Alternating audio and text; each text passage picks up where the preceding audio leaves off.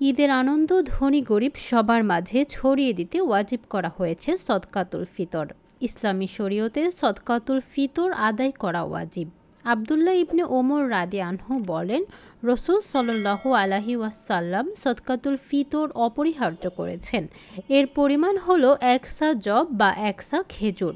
ছোট বড় স্বাধীন পরাধীন সবার ওপরই এটি ওয়াজিব, যাদের ওপর সদকাতুল ফিতর ওয়াজিব।